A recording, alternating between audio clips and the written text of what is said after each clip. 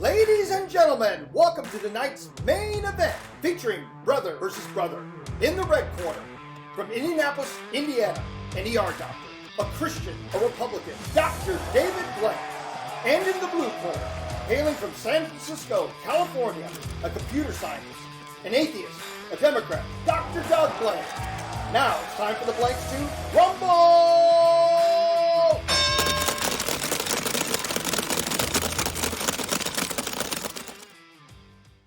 Hello, it's October 8th, and on this edition of Blank versus Blank, we're going to talk about defund the police. Stay tuned.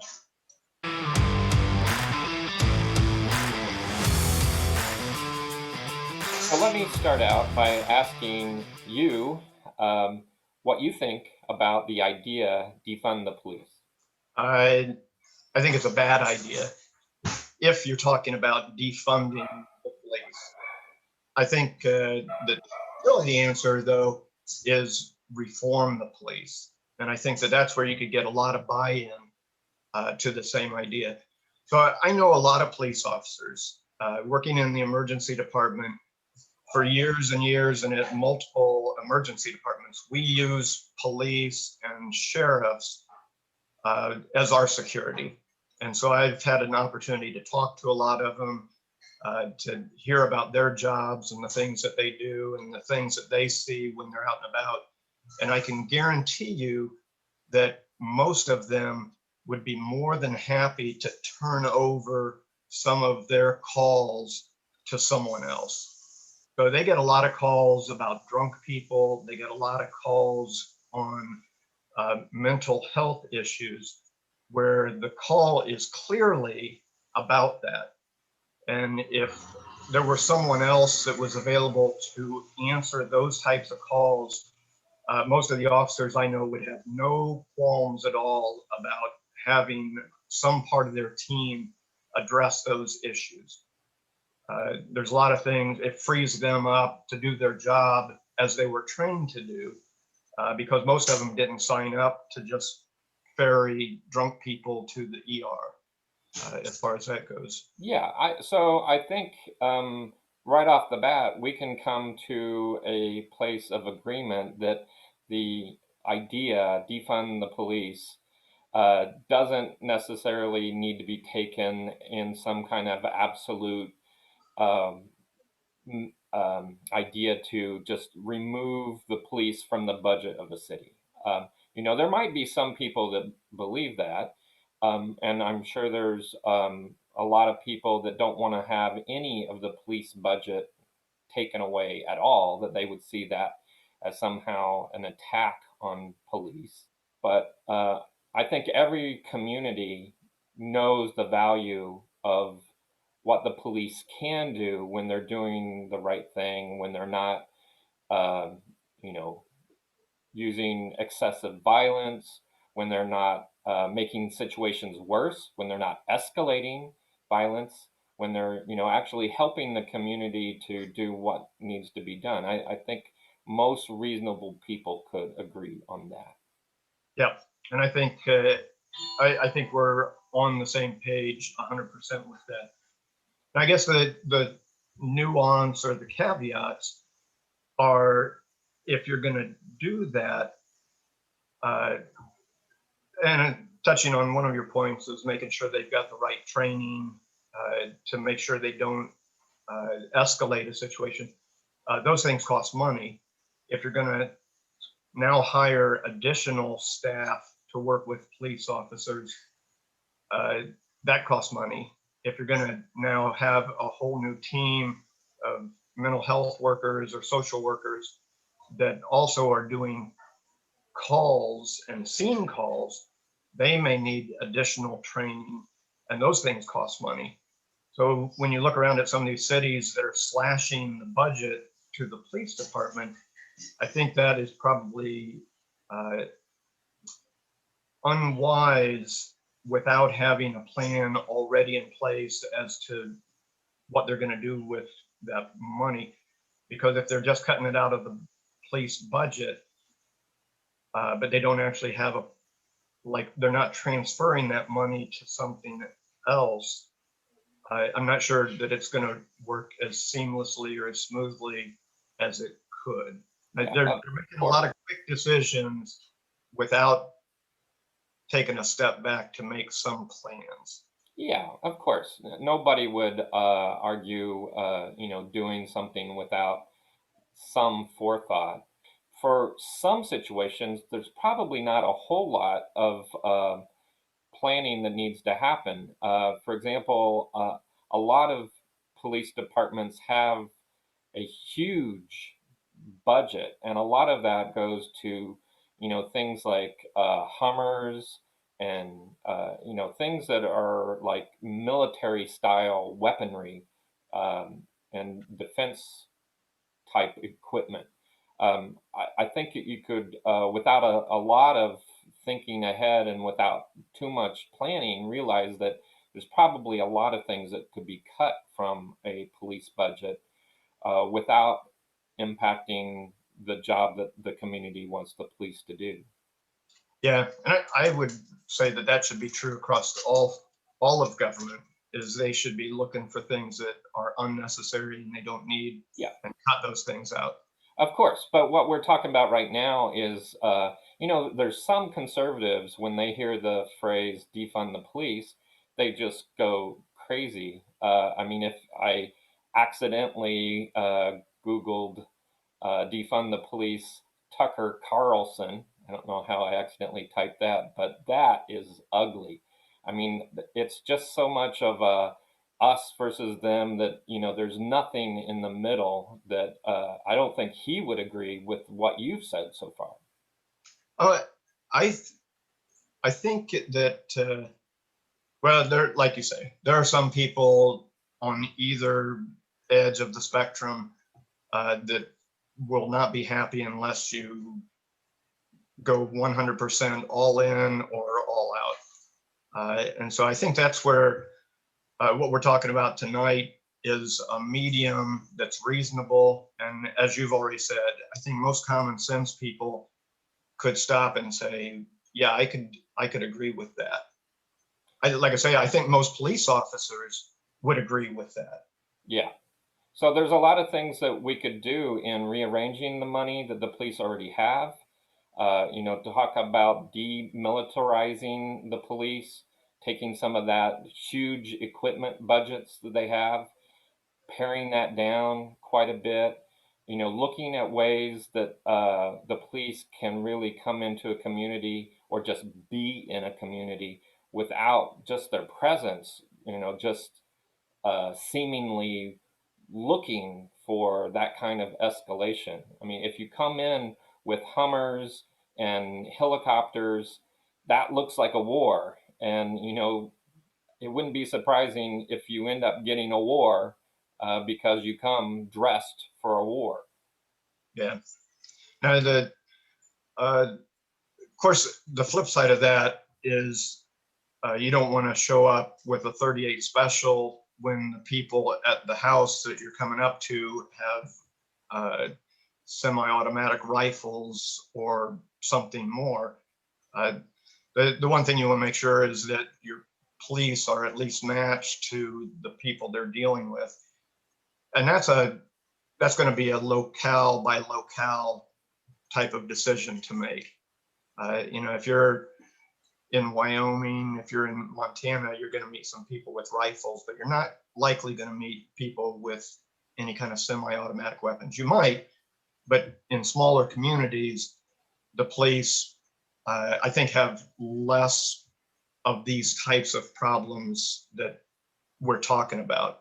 There's still plenty of drugs. There's still plenty of mental health issues where those, having someone like that on staff could make a big difference in a small community. But at the same time, they may not be able to afford that luxury. And so, but at the same time, in a small community, the police may be able to just go pick up, the drunk guy and get him to the hospital or somewhere that's easy without running into trouble. I think it's maybe more of a big city issue, or just a city that's big enough where there are communities where you might have drug dealers or some other issue that the police have to be able to protect themselves. I don't know that they need a tank, as you said, but you're Well, right. I think I would disagree a little bit that you don't need to come.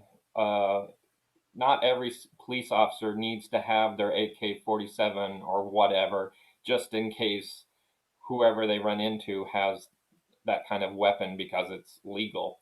I think what you could do is have perhaps some specialist teams that you can call in if they're needed. But for most of what police do on a day-to-day basis, they probably don't need much weaponry at all.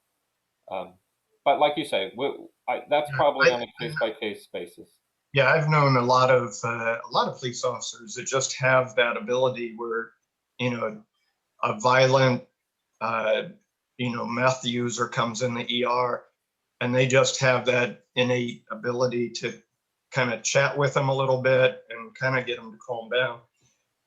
The flip side of that is there are some people that are uh, not able to be calmed down. If they're intoxicated with meth or spice or something, I mean, those people are literally out of their heads. And so even when we're talking about having mental health professionals or somebody that are on the team or able to respond to that, even those people are likely going to need a police escort, because when you show up at a place, you may get a call that there's some domestic argument, or my son didn't take his medicine and now he's kind of freaking out or whatever. Yeah. And you go up, and then all of a sudden the person has a knife or they have something else and are not able to control themselves. Sometimes it creates a very dangerous situation that sometimes could go in a lot of different directions. And I think having somebody there that is trained to talk to those kind of people would certainly help. Yes. Because the police aren't. And if the guy won't drop the gun or the knife or whatever he has, the police are trained to take action to save their lives and other lives if they think that there's a threat. Yeah. They're not necessarily trained to talk that person down. No. Yeah, I think our reward structures in a lot of police departments are a little bit out of skew. And I think part of defund the police, of course, the defund the police saying, the slogan came out of a movement, and it wasn't about budgets. It's not about saving money. It's not about, just necessarily getting the police force smaller. It's getting the police force to be an appropriate size, getting and mostly having less violence done to people in the community, specifically, Black people. So, but I think a lot of what we're talking about would do that. So I think there's a lot of points to agree, even if you have people that aren't necessarily anti-racist. They're not activists, they're not leftists in the streets. They're just trying to make communities better. And by taking care of a lot of these issues, I think that we can make it better for everybody. Yeah, and I think that's a point of agreement that, like I say, I think if we can reach that point of agreement, I think anybody should be able to. If they just take the time to listen, and if they take the time to actually check out what the plan is. I guess the nuance, trying to think which mayor it was now who said that he was not in favor of defunding the police, and the crowd booed him off the stage. That was in Minneapolis. So the city council, 9 members, which was a supermajority, got on a stage at a rally and said that they were going to disband the police. They were going to eliminate them and start from scratch, which I think is a key point that a lot of people, didn't listen to. It's like Right. we're going to eliminate the police and start from scratch. So it's not like we're eliminating the police. We're going to push this over here, but build it with a new structure. Yeah. And that was kind of overlooked. But at the same time, the organizers of that rally said that they wanted to put an end to, armed officers that are just roaming the streets hunting Black people. And it's like, okay, well, that started the whole rally off on, I think, the wrong foot, because there are no officers. There are very, very few officers. I'm not going to say there aren't racist officers and there aren't officers that aren't out looking for a fight, because there probably are. Yeah. But the vast majority of officers are not out hunting Black people.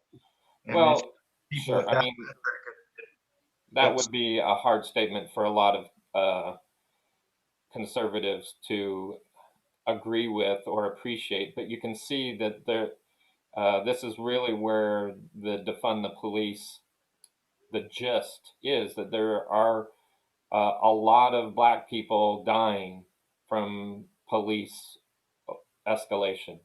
And so if we can solve that, that would be a great thing. Yeah. And I mean, there's certainly arguments on the numbers and how many of that is true versus, just people who are being shot by Black police officers versus white people being shot by police officers. Yeah. And how many officers get shot every year. But and we don't need to really split hairs on that. Police, any government official killing citizens should be held to the highest standard, and should be able to justify their actions. There should be body cameras. There should be well documented. It should be the last resort. If they pull out a gun before they pull out a taser or some other nonviolent weapon, they better have a really good reason, and there ought to be lots of witnesses from people on the sidelines and other police officers. You just can't have the government killing people and not take that seriously. And we haven't taken it that seriously in the past. and I think you'd find most police officers would be happy to have body cameras as well. Again, though, that costs a lot of money. And when you are talking about defunding or taking money away from the police department, and yet then you turn around and say they need more training, they need additional people to be on the teams, they need body cameras, they need all these other things. Like I say, before they start cutting budgets, they need to take a look at what the new structure is going to be, and then decide on those kind of changes. But and I think that's going to affect probably the taxes in a community as well. yeah, and like I say, it's not going to be a one size fits all. Every community is going to kind of find themselves in a different boat and what they can get. But we've got the discussion going now, and like I say, I think that there are certainly changes that are coming. I think that once you get past all the hot rhetoric on both sides, I think that there are certainly a whole big bucket of things that we can all agree on that just make sense, make policing better. I think it will help to relieve some stress on the officers, and at the same time, provide a better service to the public. Well, I don't think you're going to have any problem convincing people on my side of this window here. I think you're going to have a lot of trouble convincing some people on the conservative side, especially when there are people really taking this as a rallying cry to, support the police no matter what. like you do have on certain channels on an unnamed television station. Well, I disagree with you. I think that what you need, though, is to make sure you have people on the left supporting the police because they have a terrible job that they have to do. Yeah, nobody on the left does not want to support the police. Everybody on the left wants to support good police, appropriate police. It's true. All right, Except well, who thinks that the police are out hunting black people. some. I mean, you even agreed there are some racist police, and I'm not saying every police officer is bad, and I'm not saying everyone is racist, but I think we can agree. Well, I can say that from all the people that I know of, they're very supportive of this common sense approach to demilitarizing the police, having more mental health support professionals, making the whole system more supportive to community, not uh, arresting people for crimes that shouldn't really be crimes. And there's a whole criminal justice. Yeah, you've touched on that's a whole nother subject. It's part of this, but we can talk about the details on that on another day. I think this is probably a good point to close this discussion since we're already in agreement. Yeah, and very good. I'll see you next time. All right, see you later.